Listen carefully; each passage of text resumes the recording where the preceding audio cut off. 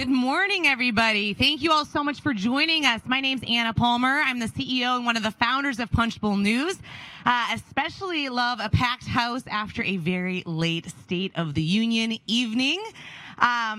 I am thrilled to be here this morning to kick off a conversation with House Energy and Commerce Chair Cathy McMorris Rodgers in partnership with CTIA.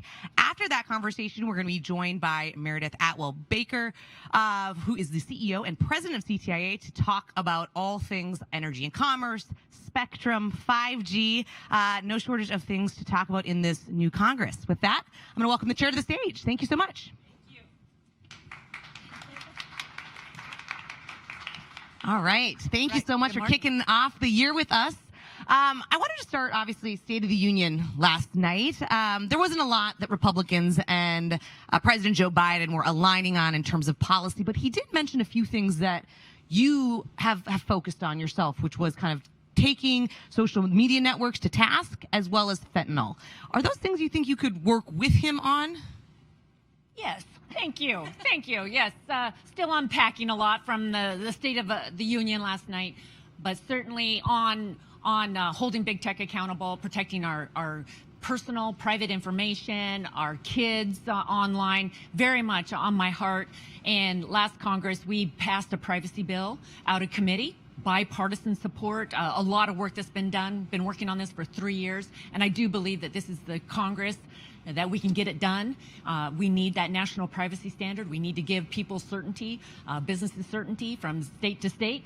So this is the year to get that done and make sure that we are doing everything we can to protect our kids. And fentanyl relates to that. Right. The number of stories I hear from people who've lost their kids in particular, who bought a pill online, not knowing that it was laced in fentanyl.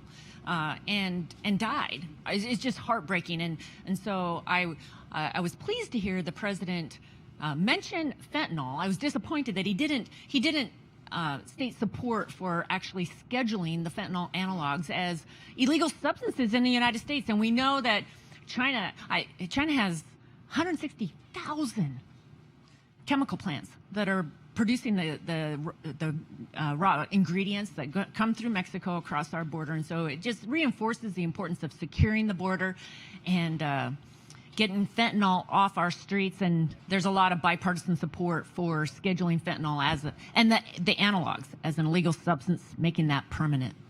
We are going to talk about China later in the conversation, but I do want to talk about one area where there's stark differences, where the president attacked Republicans, really Senator Rick Scott's plan to have Social Security and Medicare sunset every 5 years. You put out a statement last night about Biden's quote-unquote lies and fear-mongering when it came to those two programs. How big of an issue is Senator Scott's plan and the fact that Democrats kind of continue to attack you on it? Yes, I believe it is fear-mongering. Very disappointed to hear the president mention that last night in the State of the Union, and you heard the response from the Republicans. I mean, it was there was an outcry because it is not true. We made it very clear that we are protecting. We're going to protect our seniors on Medicare, on Social Security. We do need to secure these programs. Those who are depending upon these programs, they are on a path. They are not on a path to solvency right now. And the sooner that we actually address these programs, but unfortunately, the way that the president addressed that last night was really disheartening. I want to talk about the debt limit. Obviously, that is going to be something that dominates the politics here in Washington for the next several months. When you were here last, we talked government funding, so we're going to kind of skip forward to this. The fight right now is really the negotiation between Democrats not wanting to have any cuts or spending cuts, Republicans pushing for that. We've seen Kevin McCarthy continue to make efforts on that. Do you think the debt limit should be raised? And if yes, what do you think has to be done in order to have Democrats and Republicans come together on some of these cut ideas? Well, no way do we ever want to default on our debt. The Republicans have won the majority in the House, Mr. President, and to our Democrat colleagues in the majority in the Senate. And the Republicans are very concerned about the trillions of dollars in spending, especially in the last couple of years, that now have have taken our debt to a whole nother level. We're at $31 trillion in debt. And every time that we have this debate over raising the debt ceiling, I do believe it is important that we really look at what's driving the debt, the decisions that have been made, the amount of spending that we continue to put on the credit card, and the importance of spending reforms. And in the Republicans, I've long supported spending reforms. I've focused especially on unauthorized spending. We have hundreds of programs, agencies in the federal government that continue to get funded. It's like they're on autopilot despite their authorization being expired. And we as the elected representatives of the people, we must make we need to be making some tough decisions around spending, making sure that dollars are spent wisely, that we can account for the dollars that have been spent. There's a lot of money that was put out during COVID that we haven't gotten answers from Health and Human Services, for example, as to how these dollars have been spent. We need to get some answers, and so that's where I think, as far as the debt ceiling and the negotiations, it's important that we open up some lines of communication. Kevin McCarthy, our Speaker McCarthy, I was encouraged that he was able to have the conversation with President Biden, start opening up those lines of communication around the debt ceiling. It is going to require a negotiation. All right, I want to get to the topic of the day, your role on energy and commerce as chair, and in particular, Spectrum and 5G. When we talked last, you were kind of hoping to get the gavel. You now have it. Things have kicked off at a very fast pace. Can you talk just a little bit about what that transition has been like, and what your priorities, kind of as you get up and running, are? Well, I think I have the best assignment in the House to be the chair of the House Energy and Commerce Committee. Just extraordinary committee, and so honored and excited to be chairing this committee. Great members on both sides of the aisle. This committee has such a great history. It's been around since 1795, oldest committee on the Hill, and a history, a culture of being a committee that takes on some of the most difficult issues, but issues that are on the forefront of our lives in the United States, our economy, our competitiveness, and to be leading this committee is just extraordinary. And we have hit the ground running. There's a lot to address, but we are, I believe in the importance of American competitiveness. We absolutely, it's American leadership matters, and we see a growing threat from China. China is making it very clear that they want to lead from an economic, technological, as well as a military power, right? That they want to be the dominant power. And all of that is informing our efforts, and only underscores the importance when it comes to an issue like spectrum. It's a national security issue. It is a competitive issue, and we must be leading. We must be leading in these emerging technologies. If we're going to lead in 5G, 6G, autonomous vehicles, self-driving cars, or quantum computing, you go down the list. If we're going to lead, we have to be smart in our spectrum allocation, and I believe that we need to restore the role of NTIA. That is the entity that is to be making these spectrum decisions. We had worked on a bipartisan bill. Frank Pallone, who's now ranking member, was chair. We worked on a bipartisan, the Spectrum Innovation Act, passed the House with lots of good support. The Senate did not pass it. Surprising. I want to ask you, let's talk about spectrum, though. Let's dig in here a little bit. So the FCC spectrum auction reauthorization, for those of you who don't, I know there's a lot of experts in here that do follow it closely, but for those that don't, it was set to expire in December. Yeah. This was then extended until March. Can you talk about what the next steps are? Because there was work on a larger negotiation that kind of fell through. That's true, yes. And the foundation of that negotiation had been the bipartisan bill, the Spectrum Innovation Act, that had passed the House. And this is so the decision was made in the end-of-year omnibus package to extend the auction authority, I think, until it's March 9th. So it is right around the corner. Coming up here. Yes, and no one wants to see the auction authority expire. So we're going to work. I think it's important that we reach an agreement as soon as possible, and that we ensure that the FCC can be opening up new bands and ensuring that we continue to lead in the allocation of spectrum. And it's important that it is unleashing the commercial spectrum, which is going to be the key to our leadership in beating China. Do you have red lines when it comes to the final agreement? What has to be in there, or is it just trying to find a way forward at this point? Well, I think the role of NTIA is going to be very important, and making sure that we can unleash the commercial spectrum, which is going to be the key to our competitiveness and technological innovations.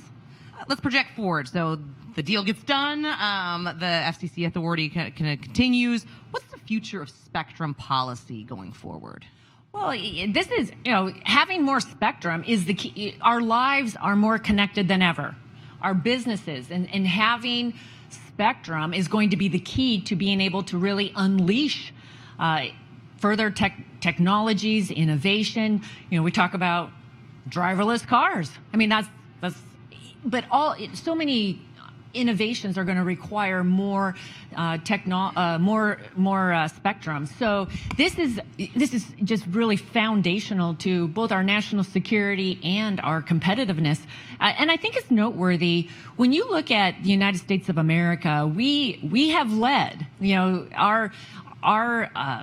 Our advantage has always been our ingenuity, our creativity, our technology, and spectrum allocation is foundational to making sure that America continues to lead. Do you think it includes a pipeline? Yes, for sure. Yes. We need to be able to unleash new pipelines. Yes. All right, I want to zoom out a little bit. You've talked about China. They need to hold China accountable. The fact that we're in kind of an arms race when it comes not to just defense, but also technology with China. Most recently, obviously this has come to the fore around the China spy balloon. But can you talk about 5G and China, yes, and how you see kind of this issue playing out in terms of global competitiveness?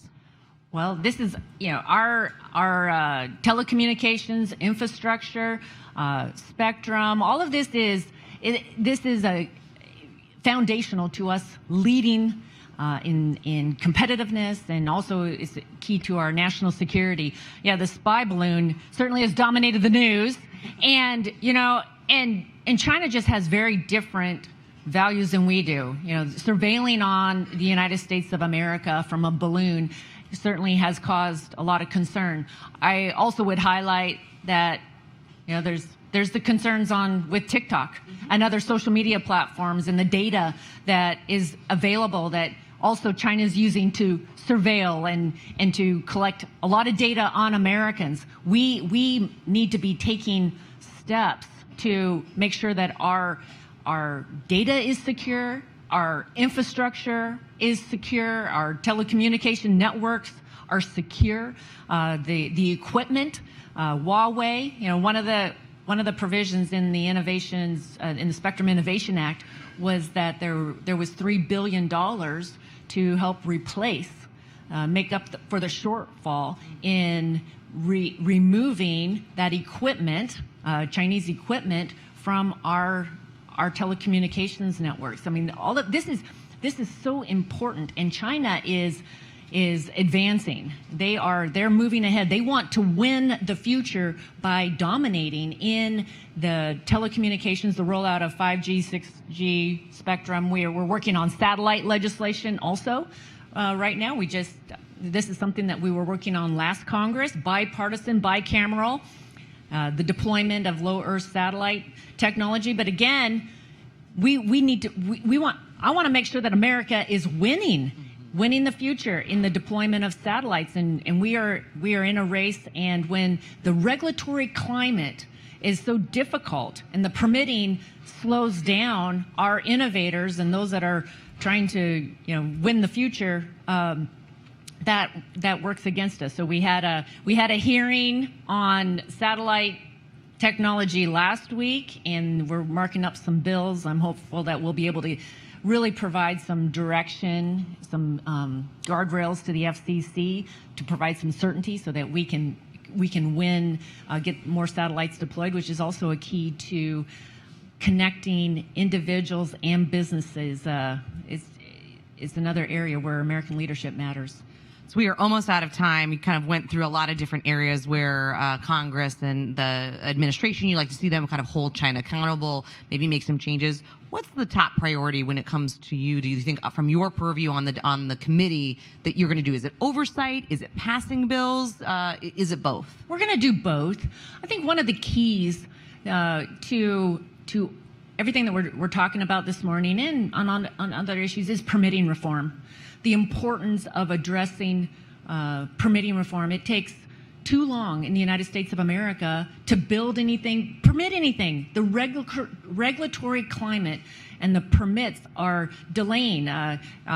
We just, last Congress, coming out of COVID, big focus on closing the digital divide once and for all. NTIA has over $40 billion and $42 billion for closing the digital divide, on top of other money that was appropriated for closing the digital divide. What are we hearing from those on the ground? It's taking a year and a half, 2 years at minimum just to work through the permitting process. It's slowing us down. It is it is the biggest barrier right now to building, to doing anything in the United States of America. And we know that we can do better. There's so many, the Minneapolis Bridge is a great example, but on average it would take 7 years to permit a bridge like that. But when it collapsed and there was the urgency, they did it in a year. And there's other examples where we can do the real-time review. We can do this in a way without lowering any of the environmental standards or labor standards. We just need to we need to address the permitting that is the biggest barrier to where there's telecommunications, energy projects, everything we're trying to do in America is being delayed, and costs are going up because of the regulatory and permitting environment. All right, we'll leave it there. Thank you so much, Chairwoman. We appreciate it. Thank you. All right, now I'm going to welcome Meredith Atwell-Baker to the stage. We hand it off. Perfect. Even better. Thank you. All right, Meredith, thank you so much. You're CEO and president of CTIA. Thanks so much for joining me this morning. Oh my gosh, Anna, so much fun to be with you. I listen to you every morning, so to actually hear your voice in live time is pretty exciting. And I've had some coffee now, so hopefully, if I don't make sense, I'm not as foggy as I sometimes am at 4 a.m. when we are recording that. So I want to just start, kind of set the stage. Tell us, CTIA, what is it? Who do you represent? Oh, that's an easy question to start off with, Anna. Thank you. CTI represents the wireless industry. So we are carrier-based, but we also represent all the equipment makers who build these networks, and increasingly some of the apps that ride along them. Interesting. So last night, obviously, we were talking with Chair McMorris Rodgers about State of the Union, her reactions. Would love to get your kind of reaction on what you heard or didn't hear when it comes to your issues. Well, obviously what we're pushing for is 5G. We've spent the last couple of years talking about what 5G will bring, and now we're actually talking about what 5G is. So I think when he talks about innovation, it's what I love about my job is I get to see what's happening and what these innovators are doing with the spectrum that they have acquired. And it really is, everything, pick your favorite industry, whether it's transportation or agriculture or education, everything is being transformed by 5G. And we really are starting to see, we've built 5G out faster than 4G, faster than any other of the Gs that we've built. And it's out there, and entrepreneurs are really starting to use it. So it's really fun. I want to talk about spectrum. So we were obviously talking to the chair about this March deadline and what she wants to have happen in terms of the ongoing negotiations and a final deal. Why is it important from your perspective that the FCC auction authority shouldn't lapse? It hasn't in decades. Great question, and CMR said it perfectly. She's got a plan, and hopefully we're going to implement it. March 9th is the date, and things in Washington sometimes don't happen unless you have a date. So March 9th is the date. We find it very important not only to extend the FCC's auction authority, which has never lapsed in the 30 years of auctions, but also to attach certain bands to it to encourage those bands to be auctioned. And that's critical because the more spectrum we have, the more innovation we have. We have had a spectrum pipeline for the last 10 years. We don't have any auctions in the pipeline, so we really need to get to it, because not only we're sitting still while China, Japan, South Korea, but really importantly, China is focused on being the leaders in 5G, and they are allocating up to 3 times more spectrum than what we have. I want to talk about licensed spectrum. So for the lay people here, myself included, can you kind of give us the 30,000-foot view of that? And I'm going to follow up with a question there. Sure. Great question.